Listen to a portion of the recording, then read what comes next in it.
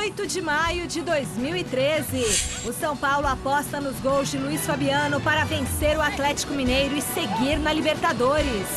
E mesmo com o resultado adverso da semana passada, o torcedor tricolor anda confiante na classificação para a próxima fase da Libertadores. O Atlético Mineiro não quer dar chance para o azar e promete ir para cima do tricolor. Corinthians. Goleirão Cássio fala da boa fase profissional e da expectativa para o jogo contra o Santos na final do Paulistão. De olho na decisão, o Peixe quer vencer o Joinville esta noite em Santa Catarina e tentar eliminar o jogo de volta na Copa do Brasil. Presidente Paulo Nobre avalia o atual momento do Palmeiras e comemora a boa campanha na Libertadores. E mais, após 27 anos e uma coleção de títulos, Alex Ferguson anuncia a aposentadoria no comando do Manchester United. Seja bem-vindo! O Gazeta Esportiva começa agora! Olá, boa noite! Noite de decisão na Libertadores. O bicho vai pegar. Atlético Mineiro e São Paulo decidem uma vaga para as quartas de final. O Galo aposta na pressão da torcida que vai lotar o Estádio Independência e promete ir para cima do tricolor. Para reverter a derrota da primeira partida por 2-1, o técnico Ney Franco conta com os gols de Luiz Fabiano, que entra em campo após cumprir a pena de 4 jogos de suspensão. E para a torcida são paulina, será que o tricolor ganha e se classifica? O repórter Felipe Sboril saiu às ruas e foi conferir por que o São Paulo é o clube da fé. O São Paulo é o clube brasileiro com maior número de participações em Copas Libertadores, 16 ao total. É também, ao lado do Santos, o time do Brasil com mais títulos, 3 cada um. Foi na década de 90, sob o comando de Tele Santana, que o tricolor começou a história vitoriosa e que não sai da cabeça do torcedor. A conquista sobre os argentinos do Newell's Old Boys em 92. Primeira Libertadores, acho que foi a que marcou o primeiro Mundial. Foi aquela coisa que marca, que São Paulino, a gente gosta de Libertadores. Título de 92, né? O primeiro? Isso, foi o que marcou aí na minha vida, né? Em 1993, a consagração desse time, que era recheado de estrelas. Um 5-1 em cima da Universidade Católica na final. A maior goleada em decisões de Libertadores até hoje. Nossa, ali eu vibrava. Foi a partir daí que eu comecei a torcer pro São Paulo. Nossa, que meu, São Paulão. Em 2005, uma campanha excelente fez renascer o orgulho do torcedor.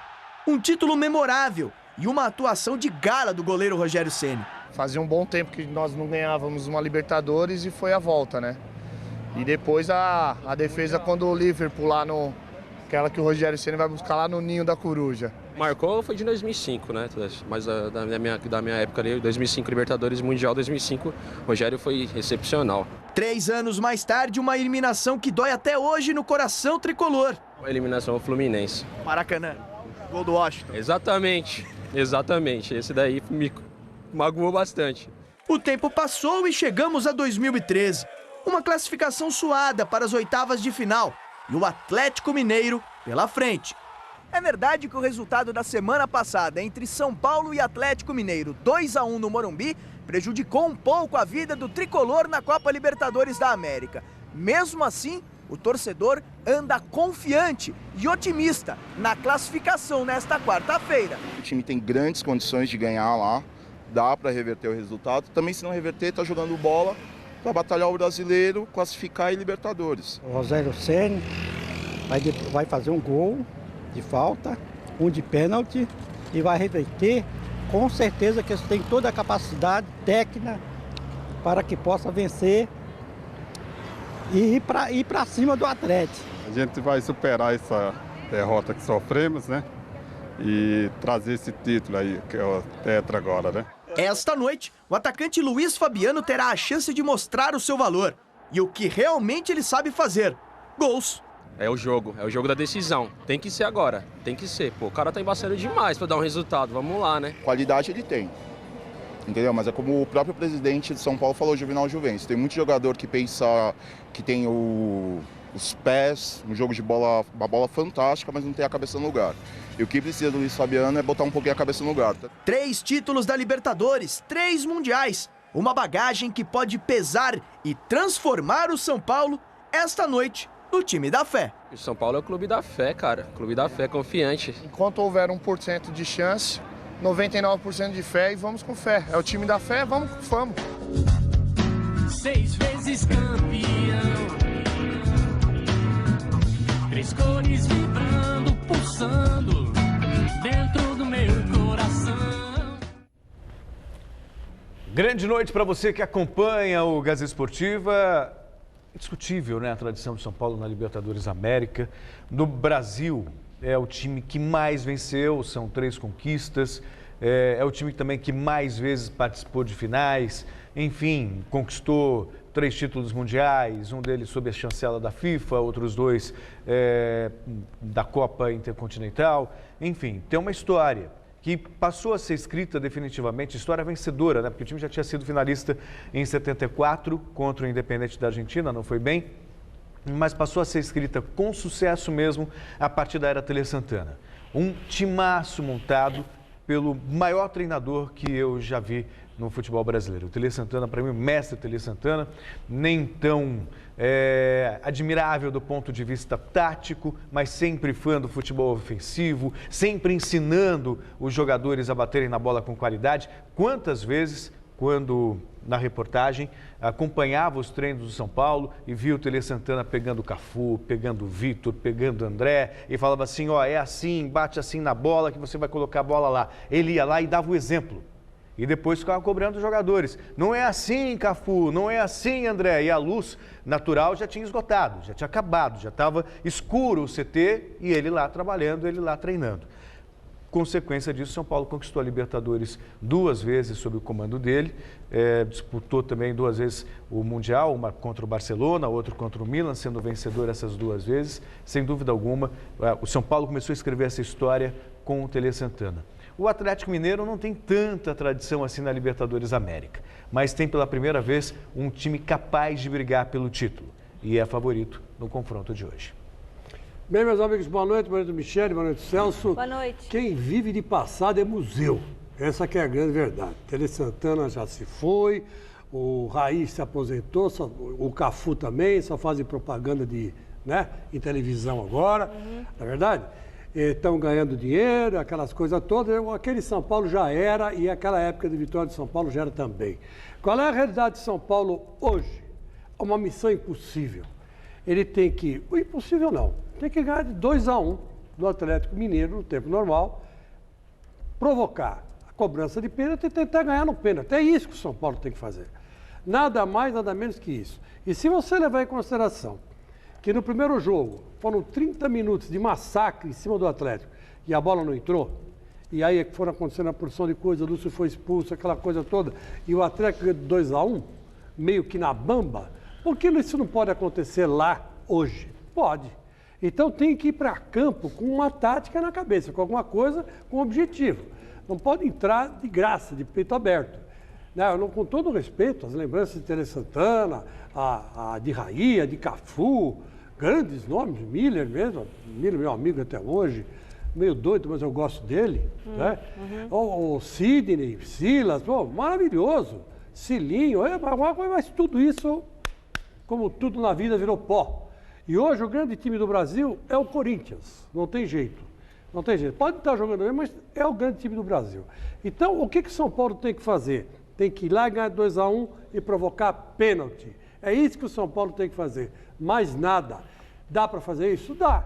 Então, eu acredito que o São Paulo possa, sim, reverter e conseguir a classificação, que para muita gente já era. Bom, esse é o tema da nossa enquete que está no ar no site gazetesportiva.net. A pergunta é sobre o decisivo confronto brasileiro nas oitavas da Libertadores. Celso, o Chico diz que dá. Então, quem se classifica para as quartas de final da Copa Libertadores 2013?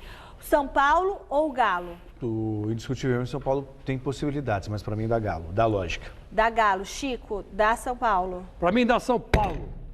Seu Agenor. Não é porque meu filho é São Paulino, não, que eu estou puxando o saco dele. Não era corintiano? Não, ele é São Paulino. Não era São Paulino, virou corintiano. Agora voltou. Não, ele é São Paulino. O Paulinho é São Paulino. Não é por causa que eu vou puxar o saco dele, não. A Bruna, minha filha mais velha, também é. Mas não é por causa disso, não. Minha mãe também era. Agora, o que eu estou dizendo para você é o seguinte, eu acho que daqui a pouco você vai falar assim, eu também era. Não, eu não. Você é nunca fui São palmeirense. Paulino, não. Nem palmeirense. Eu sempre torci pro Corinthians, graças a meu bom Deus. Graças a meu bom Deus. Por isso que eu sou feliz. Seu Agenor, não tenho dinheiro, mas sou feliz. Que está em nossos estúdios hoje, seu Agenor, Dona Maria Imaculada, esposa dele, um beijão para a senhora. Seu Agenor, vai dar São Paulo ou Atlético? 3-1 pro São Paulo, seu Agenor falou, assina embaixo, resultado no final do programa de hoje, tá bom? Bom, 2 partidas foram realizadas ontem pelos jogos de ida da segunda fase da Copa do Brasil. O São Bernardo ficou no empate com o Criciúma no estádio 1º de maio no ABC. Em Belo Horizonte, o América Mineiro perdeu do Avaí e se complicou na competição. Veja os gols. O América recebeu o Avaí e foi derrotado com um gol de Reis, marcado aos 16 minutos do segundo tempo. Final, América 0, Avaí 1. São Bernardo e Criciúma, Marlo contra, abriu o placar, 1-0 São Bernardo. Gol marcado aos 7 minutos do segundo tempo. Marcel aos 19 deixou tudo igual. Final, São Bernardo 1, Criciúma também 1 pela Copa do Brasil. O Santos entra em campo hoje pela Copa do Brasil. O alvinegro praiano esquece um pouco a decisão do Campeonato Paulista para pensar só no Joinville. Apesar dos desfalques que terá, o Peixe espera voltar com um bom resultado de Santa Catarina. Acompanhe. Michele, o Santos tem 2 partidas importantíssimas nessa semana. Como você bem sabe, logo mais à noite em Joinville e Santa Catarina, o Peixe enfrenta o Joinville. E no domingo tem a primeira partida decisiva do Campeonato Paulista contra o Corinthians no estádio do Pacaembu.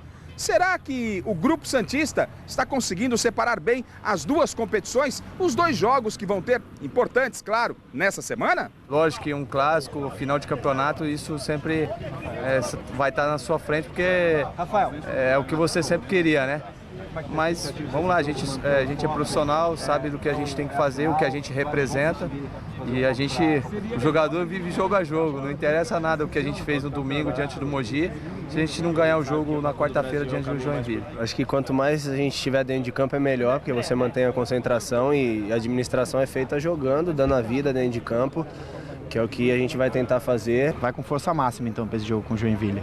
A força máxima, acho que só o Léo e o Montijo, né, que não vai viajar, porque sentiu um incômodo no último jogo contra o Mogi. E o pensamento é esse, de ir para lá, fazer um grande jogo, respeitando a equipe do Joinville sempre. Sem Léo e sem Montijo, o time perde muito? Perde porque são jogadores que são considerados titulares, que a gente tá mais entrosado, mas quem entra também entra bem, entra querendo mostrar ao professor que tem condições de ser titular e é um grupo de qualidade que com certeza vai suprir a falta deles. É um desfoque ruim, muito ruim pela qualidade que existe nesse jogador. O Montijo ser um craque, acho que faz falta pra gente sim. Vamos acertar para que quem entrar no lugar dele faça as funções dele e possa nos ajudar também. Bom, meus amigos, não vejo dificuldade nenhuma. O Santos deve ir lá ganhar do Joinville, até por um placar maior de 2, né? Que se eliminar com o placar maior de 2 nessa fase, né? Já está tranquilo e passa direto. Eu acho que não vai ter problema nenhum. Eu só, se fosse Muricy, faria assim, eu colocaria o Neymar no segundo tempo ou no primeiro tempo, porque os caras vão bater no Neymar. E o Neymar é um cara fundamental para o Santos encarar o Corinthians nessa decisão do Campeonato Brasileiro, do Campeonato Paulista. Podia ser do brasileiro também, porque os 2 são bons times, né? E eu não sei não, vou dar uma poupadinha no Neymar. Ídolo da Fiel, titular absoluto no Corinthians e um dos responsáveis pelas conquistas da Libertadores e também do Mundial, o goleirão Cássio fala da boa fase na carreira e da expectativa para o jogo contra o Santos na primeira partida da final do Campeonato Paulista. Reportagem, Luiz Henrique Gurian. Passos compassados de um homem de 25 anos de idade. 95 quilos, 1,95 de altura, gaúcho, chamado por muitos de Muralha. Goleiro Cássio do Corinthians, depois da vitória nos pênaltis domingo no Morumbi, eliminação do São Paulo e muita discussão. Adiantada de goleiros. Com Rogério Ceni, Pato até repetiu cobrança. Depois, muitas brincadeiras. O goleiro corintiano viu e ouviu muitas. Vi bastante, né? Mas mais pela internet, nas redes sociais. Tem bastante coisa, tem o pessoal bem rápido, né? Para colocar isso rapidamente. Eu estava no ônibus, já tinha bastante coisa sobre relógio, essas coisas aí. Achei engraçado aquela do relógio Cássio, que não adianta, esse não adianta. Cássio, humilde. Tanto é que aquela história de salvar o capitão Alessandro de novo, ele nem quer comentar. Lembra que no jogo contra o Vasco, Alessandro perdeu a bola e Cássio, numa defesa magnífica, salvou o Corinthians? E domingo, Alessandro acertou a trave e depois Cássio foi lá e segurou o Luiz Fabiano? Pois é, nada em dívida. Eu acho que eu tentei fazer meu trabalho, eu acho que a gente está sujeito a isso. Por coincidência, eu acho, infelicidade de ter batido, acho que ele bateu bem o pênalti, só infelizmente está na trave, mas Alessandro é um grande amigo, um cara que tem um exemplo para mim como pessoa profissional. Acho que foi só coincidência, não tem que me agradecer nada não. Ainda tem o assunto novo goleiro para o elenco, Walter, que chega do União Barbarense. Não ameaça como todos os goleiros que estão aqui, né? Foi contratado pelo Corinthians, tem qualidade. Eu não vi o campeonato que ele fez pelo Barbarense, mas se for contratado é porque deve ter qualidade. Eu acho que não só ele, como todos os goleiros. Eu acho que se eu não me dedicar, não trabalhar forte, e com certeza fazendo isso, ainda todos os goleiros que estão aqui no Corinthians querem ser titular. Então eu tenho que continuar trabalhando, fazer meu trabalho para me manter como titular e jogando. Domingo tem Santos, Campeonato Paulista, a primeira das decisivas, e depois tem o Boca no mesmo Pacaembu. Adversários que já começam, a partir de agora, mexer com as atenções do Corinthians.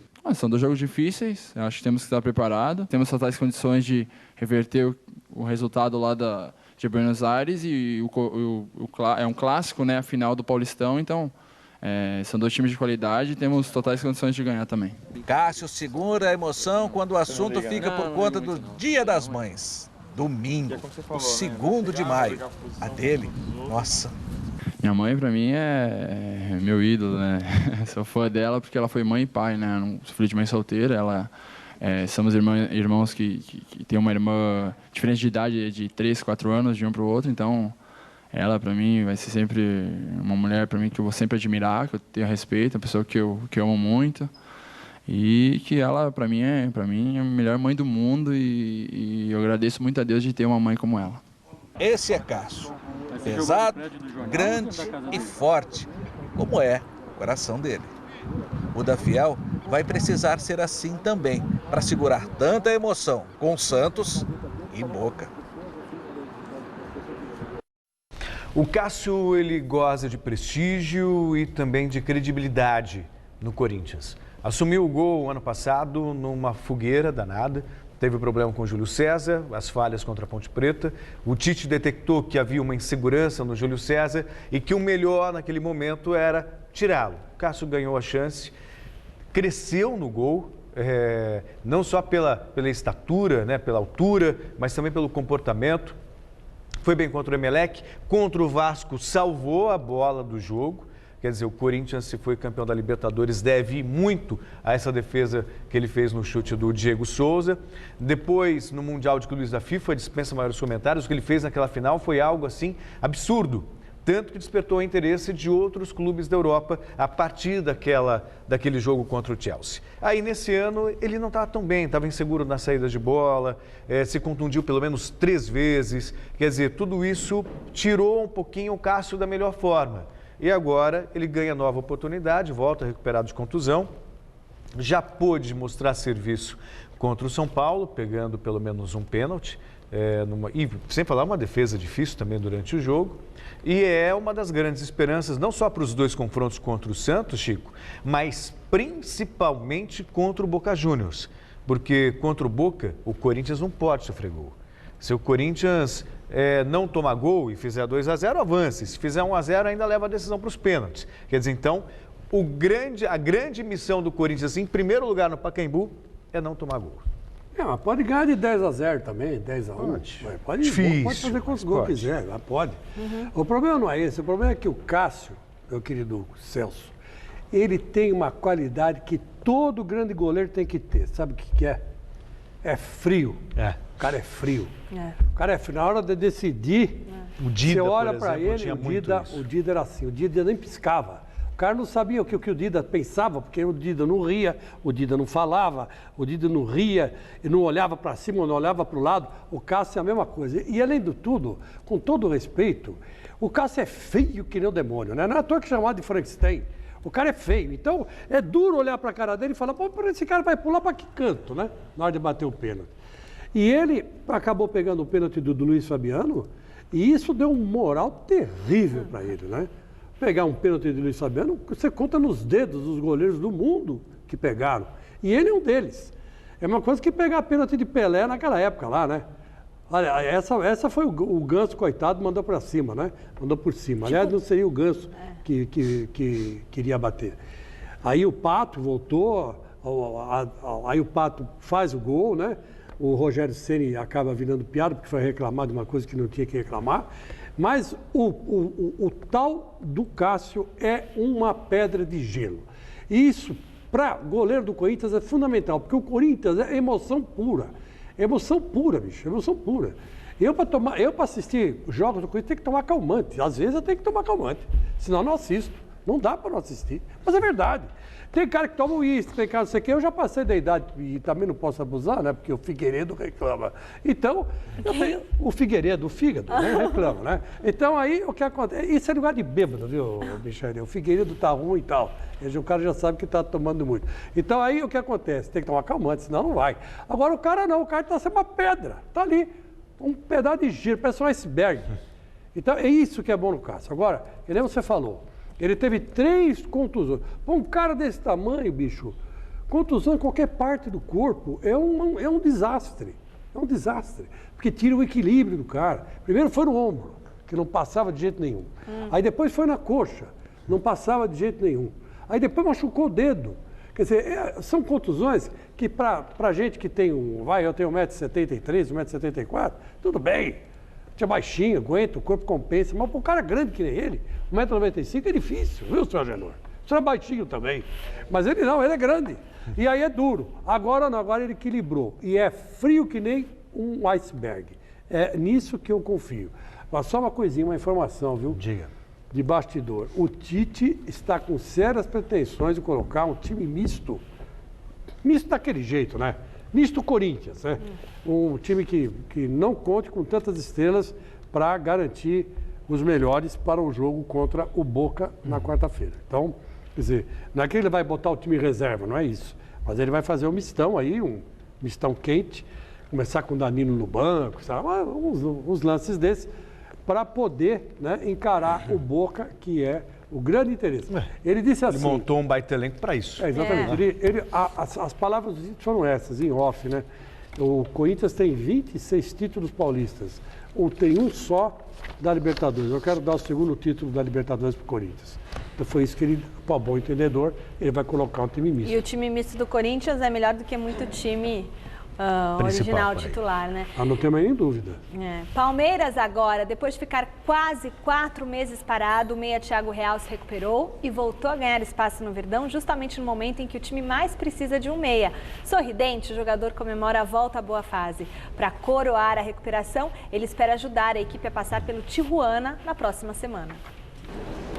Para o Palmeiras, terça-feira é o jogo da vida. Sem dúvida, é um jogo da vida, é um jogo que vai nos deixar aí numa condição melhor na competição entre os 8. Só que para ficar entre os 8 é preciso passar pelo Tijuana. Então nem adianta pensar no próximo adversário, Galo ou São Paulo. O Atlético ganhou, né? Mas a gente não sabe o que pode acontecer lá. Vai ser um jogo super difícil, mas a gente também não tem que escolher adversário.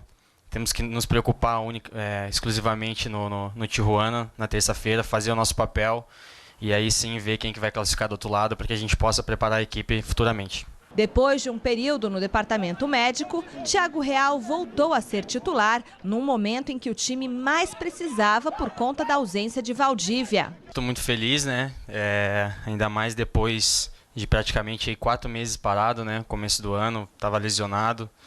E poder retornar num momento decisivo, né, nas competições. Fico muito feliz, estou procurando evoluir a cada dia. Acho que tenho muito a melhorar ainda. Estou um pouco abaixo ainda do que posso render.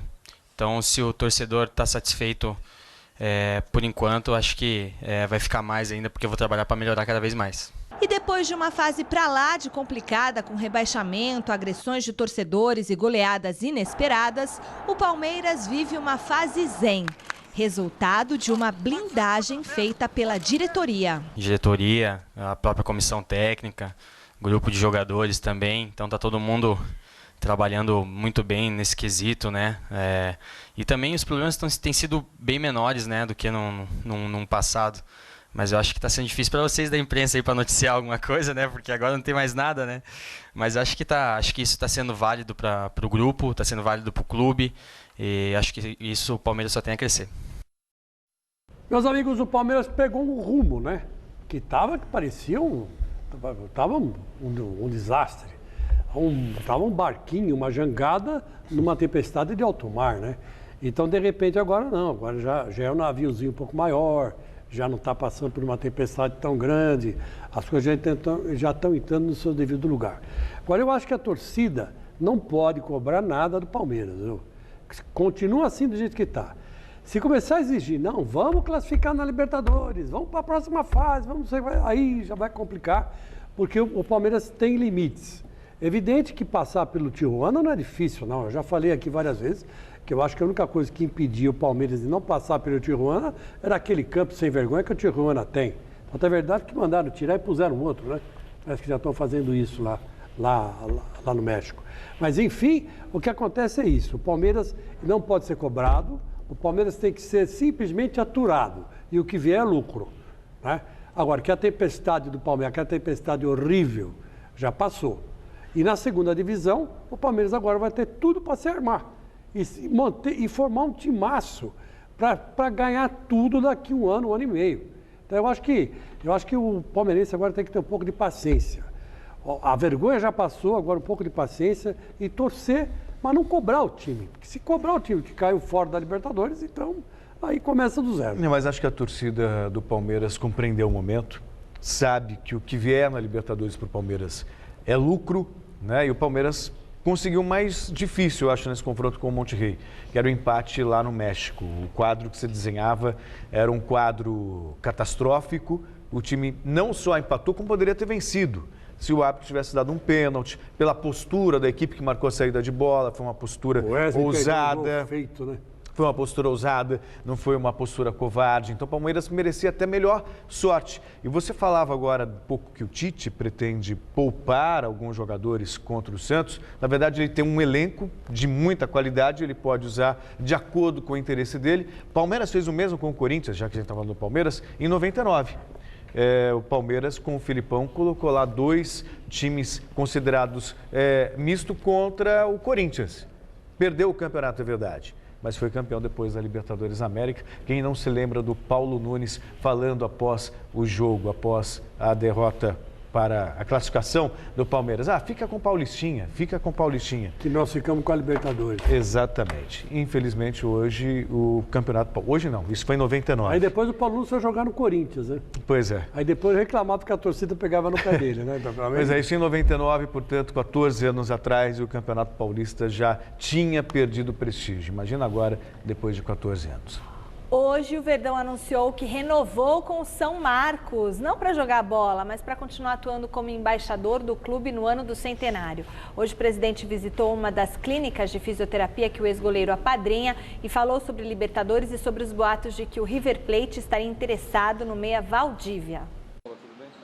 Durante a visita do presidente Paulo Nobre a uma das sedes da clínica de fisioterapia do ex-goleiro Marcos, no Hospital Santa Isabel, o presidente do Verdão aproveitou para falar do clube, que até aqui, para a surpresa de muitos, está tendo uma caminhada mais tranquila do que a dos rivais na Copa Libertadores da América. Nós fizemos por merecer para chegarmos nessa situação que nós estamos hoje. Mérito inteiro, 100% desse grupo de jogadores super comprometido, esse grupo que se doa em campo, esse grupo que soube trazer a torcida que estava crítica no início da temporada, agora num apoio integral à equipe. E o jogo de terça-feira que vem, que ninguém se iluda, será um jogo dificílimo. Os mexicanos sabem jogar bola. Vai ser um jogo que nós não podemos nem pensar em empatar. E é o que eu falei a eles, não pode faltar de forma alguma a marca registrada do Palmeiras em 2013, que é o sangue na veia, se quiser imaginar passar para a próxima fase. Futebol não se escolhe adversário, mas até como opinião daquilo que as equipes apresentaram na primeira rodada, São Paulo ou Atlético, quem deve avançar, quem tem maiores possibilidades, o senhor entende, de avançar e talvez ser o futuro adversário do Palmeiras desde que o Palmeiras passe pelo Tijuana? O jogo é em Minas Gerais, o Atlético leva uma ligeira vantagem por causa disso, mas vai ser um jogo duríssimo para as duas equipes, com certeza. O Palmeiras não pode escolher adversário. O Palmeiras tem que se focar primeiro no Tijuana e é a única coisa que importa. Sobre Valdívia, surgiu a informação de que ele pode ir para o River, de que há um interesse da equipe argentina. O que há de concreto? É possível que aconteça essa negociação? Todo jogador do elenco do Palmeiras pode ser negociado, desde que seja uma proposta boa para o clube e para o jogador. Com relação ao Valdívia, isso que estamos falando de times argentinos é mera especulação, não chegou absolutamente nada no Palmeiras. Copa das Confederações, o São Paulo não receberá nenhum jogo da competição, já que o estádio não estará pronto. Mas nem por isso a capital paulista vai ficar fora da festa. O cobiçado troféu está em exposição na cidade até amanhã. Nós fomos lá visitá-lo, acompanhe. Desde que foi criada a Copa das Confederações, o Brasil é o maior ganhador da história do torneio. Ao todo, 3 edições. A última vez foi em 2009. E a taça foi erguida pelo capitão Lúcio. E o paulistano terá a chance de ficar bem pertinho da taça, graças a uma exposição que acontece na zona norte de São Paulo. É a primeira vez que a taça da Copa das Confederações ela vem no território brasileiro. Poucas pessoas conhecem a característica aqui da taça da Copa das Confederações. Umas pessoas acham mais bonitas, outras diferente. É uma taça que dá para parar qualquer um que passa por aqui e para tirar uma foto, para ficar de lembrança, né? Olhos atentos de 2 seguranças, 24 horas de vigilância. Isso é uma obrigação, é uma necessidade da FIFA de ter seguranças ao lado da taça, porque é um objeto valioso. Muita gente tirando fotos, mas que também se atrapalhou com os rivais da seleção. Quem que você acha que vai ser o grande rival do Brasil nesse torneio? Como sempre, a Espanha e a Alemanha. Mas a Alemanha não vai jogar. Não, na Copa das Confederações não, mas no Campeonato Mundial sim. Tá certo. Eu acho que a Argentina sempre vem, né? Mas dessa vez a Argentina não vai jogar. Desculpa. No dia 30 de junho, saberemos nas mãos de quem estará este troféu. O supercampeão técnico da seleção espanhola, Vicente Del Bosque, participou de um fórum da FIFA sobre a Copa do Mundo de 2014, realizado hoje na cidade de Bogotá, na Colômbia. Entre outros assuntos, o treinador da Fúria falou sobre o favoritismo do time que comanda nas próximas competições.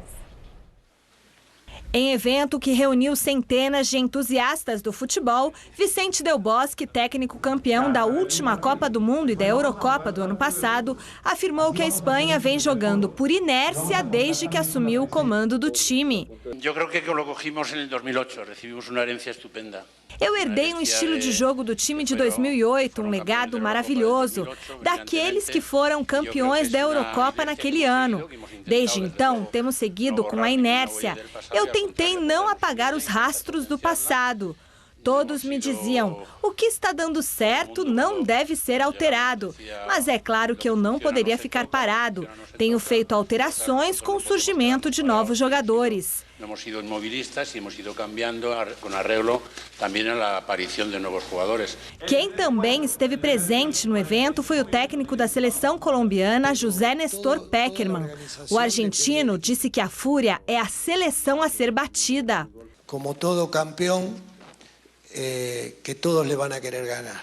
O problema de ser o atual campeão é que todo mundo quer te vencer. E isso é uma situação difícil para qualquer time que está jogando em alto nível. Essa é uma dificuldade extra que todo elenco vencedor tem. Para poder suportar sempre essa dificuldade extra. A Colômbia está em terceiro lugar nas eliminatórias para a Copa do Mundo de 2014. 38 títulos em 27 anos de dedicação a uma camisa. Um legado de conquistas, batalhas vencidas e o respeito de colegas, jogadores e torcedores, não só do Manchester United, mas também de rivais e fãs do futebol ao redor do planeta. É isso que Sir Alex Ferguson deixa de legado para a história do futebol. Uma das carreiras de treinador de maior sucesso em todos os tempos chegará ao fim com o término desta temporada da Premier League. Após 27 anos como técnico do Manchester, Alex Ferguson, ou melhor, Sir Alex Ferguson, anunciou a aposentadoria. Aos 71 anos de idade, o técnico, que acumula também o cargo de diretor do clube inglês, deixa a equipe semanas depois de ter conquistado mais um título nacional pelo United. Ao todo, foram 13 canecos da Premier League, além de 2 Ligas dos Campeões, em 99 e 2008, e 2 títulos mundiais, nestes mesmos anos. A última partida dele à frente da equipe será no dia 19 de maio, contra o West Bromwich, pelo campeonato inglês. A torcida já prometeu uma das maiores homenagens já feitas para um técnico de futebol. Ferguson se pronunciou no site oficial do clube dizendo que deixa o cargo na melhor forma e que acredita ter conseguido. Mesmo longe do banco de reservas, o agora ex-técnico deve se juntar ao conselho deliberativo do United já na próxima temporada.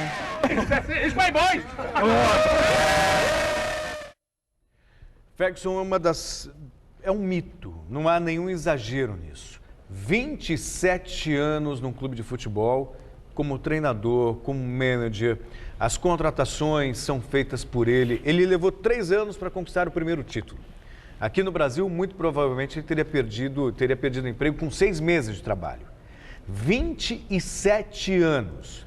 Daí, os 38 títulos, os principais deles, as 13 ligas inglesas, ou Premier League, os 13 campeonatos da Inglaterra, principal campeonato inglês, 2 Ligas dos Campeões da Europa, e aí eles não consideram tão importantes assim, mas o Mundial de Clubes da FIFA e a Copa Intercontinental em 1999, diante do Palmeiras. Um feito fantástico, um legado fantástico, sai por cima, sai como campeão, vai entregar a equipe como campeã da Inglaterra. E aí, dos nomes citados, o David Moyes, que hoje está no Everton, também escocês, é cotado para substituí-lo. Ele que tem 11 anos de Everton, nunca ganhou um título importante com a camisa do Everton. O máximo que ele conseguiu foi um 4º colocado em 2005. Ainda assim, é um nome muito cotado. Quer dizer, então, há uma aposta numa filosofia. Se entrar um novo treinador, vai também ter uma certa tolerância para que ele possa se firmar no cargo e conquistar títulos. Quer dizer, se não houvesse essa paciência, hoje nós não estaríamos falando do Ferguson. E repito, é um mito, sem dúvida alguma. Bom, eu acho que eu não sou presidente do Corinthians, né? Nem tenho essa pretensão. Mas se eu fosse, e eu não teria a menor dúvida, eu chamaria o Alex Ferguson para ficar 1 ano comandando, gerenciando o Corinthians, o futebol do Corinthians, melhor dizendo, total, desde as equipes de baixo até as equipes de cima. Aliás, ele foi técnico do Edu Gaspar, né? Não foi. Não chegou a ser técnico. Quem trabalhou com ele foi o Wenger no Arsenal. Foi o Wenger. Então, eu estou dizendo o seguinte, que eu, particularmente, eu acho o seguinte, que se Deus salve a rainha, então que salve Ferguson no timão. Eu acho que o Ferguson tem que ir para o Corinthians. Mas justo agora que o Corinthians está tão bem, Chico? Não, mas ele vai, sei lá, ser gerente, ele vai tapar, ele vai ensinar. Mas o Edu Gaspar está indo muito bem nessa função. Não, mas ensina o Edu Gaspar, dá o dinheiro aí pro velho, ele vem aí de vez em quando, dá uma olhada. Uma consultoria. Consultoria. Já pensou ele conversando com o Zizal, explicando para o Zizal o que tem que fazer? Ou ele falando para o Romarinho, no for here. It's left. Quer dizer, ia ser engraçado, né? Ia ser engraçado e muito legal. Já pensou ele conversando com o Guerreiro, né? Explicando para o Guerreiro como é que tem que se posicionar na área. Só tinha a ganhar o Corinthians. Eu acho que estava na hora de ousar mais um pouquinho. Eu gostava muito do André Sanches, porque o André Sanches pensava grande. Eu duvido que se o presidente do Corinthians fosse o André Sanches ainda, ele não teria ligado para o Alex Ferguson, convidado pelo menos para vir conhecer o Corinthians. Ontem, o ex-jogador Casagrande recebeu fãs e jornalistas para uma noite de autógrafos do livro Casagrande e seus Demônios, em que ele conta passagens da carreira e os terríveis momentos que viveu por causa da dependência química. Adriano Dolfi mostra como foi.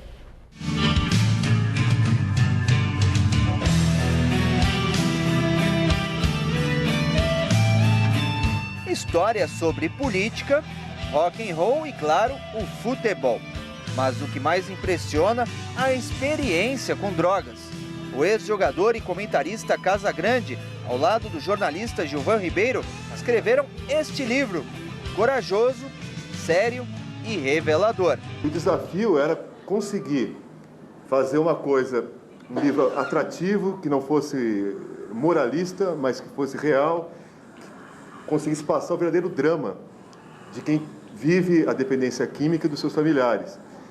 E não se esgotar nisso, né? Porque acabou tendo quase que uma consequência de autoajuda, o que eu acho legal também. Eu tive uma necessidade minha, pessoal, de contar essa história para o meu bem, para fazer bem para mim e para encorajar outras pessoas a procurar ajuda, as pessoas que têm esse tipo de problema, e mostrar que tem uma solução, não é um caso perdido. O dependente químico não é caso perdido, é um caso difícil de se tratar, mas não é perdido. Em 242 páginas, conhecemos episódios da democracia corintiana e da convivência com o Dr. Sócrates. Em 79, eu ainda não conhecia o Sócrates e eu participei de um evento que foi um show para anistia no país.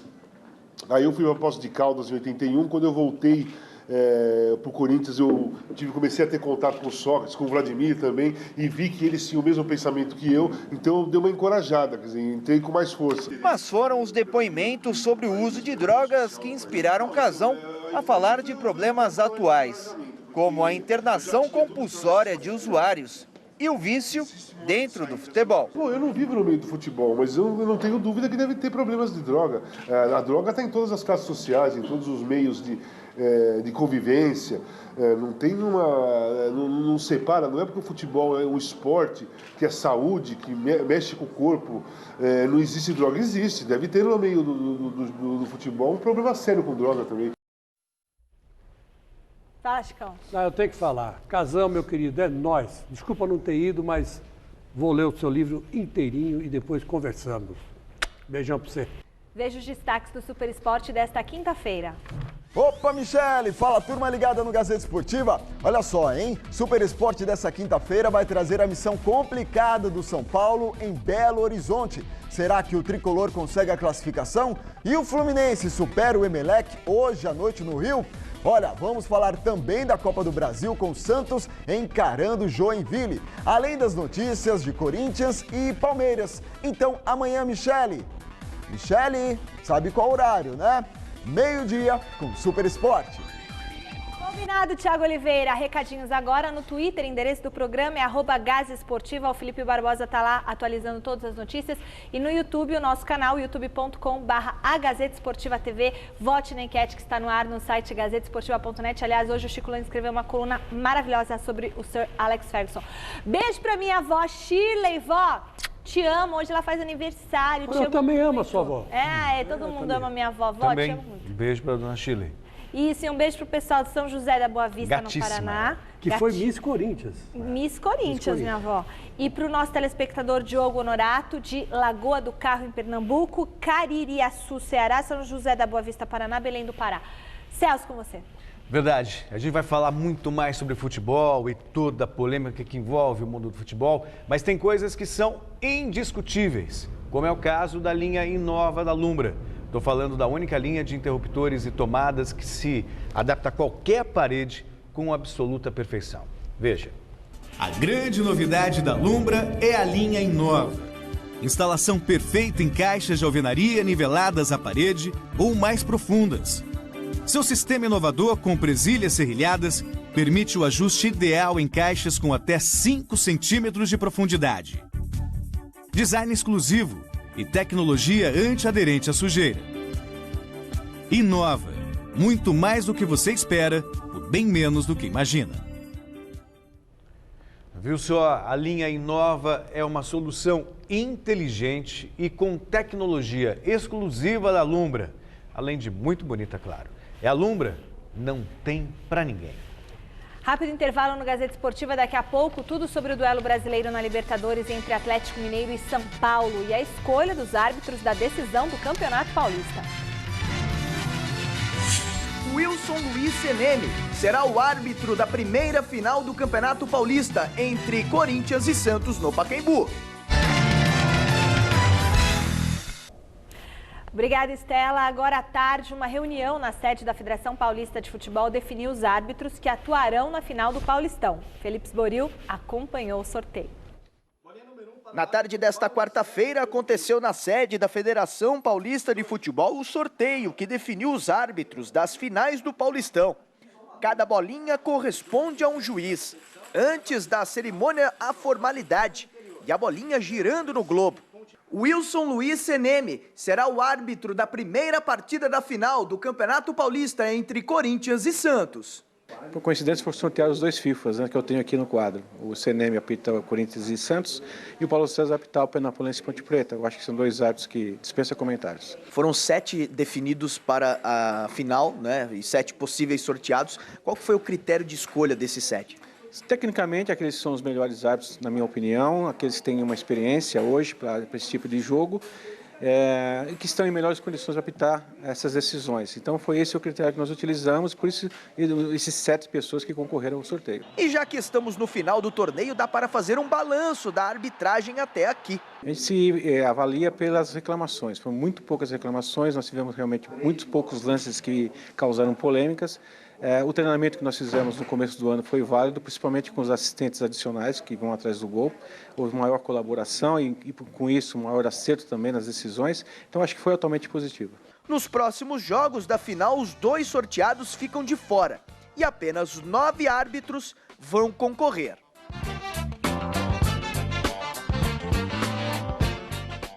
Mais Copa Libertadores, o Fluminense entra em campo às 10 da noite para enfrentar o Emelec, mas o jogo acabou ficando em segundo plano pela revelação do caso de doping do jogador Michael.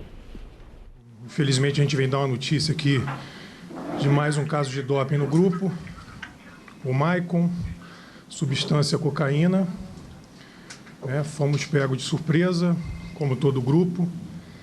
E o Fluminense fica muito entristecido, mas a gente agora vai encaminhar o atleta, já está encaminhado o atleta, o departamento médico, para prosseguir aí o tratamento e o que for possível o Fluminense fazer. Tipo de notícia que ninguém gosta de dar, lamentavelmente ocorreu, fomos informados ontem pela Federação do Rio e prontamente desde ontem já trabalhando junto, como o Sandro falou, o departamento jurídico e também o departamento médico, para que ambos possam dar seguimento, um tanto na defesa, como o outro também, né, no tratamento que o Michael será submetido, seja pelo nosso departamento médico, seja também por especialistas, porque é um atleta que pertence ao clube, é um ativo do clube, um jogador que foi convocado para a seleção brasileira, é um caso totalmente diferente, tem que ser tratado diferente.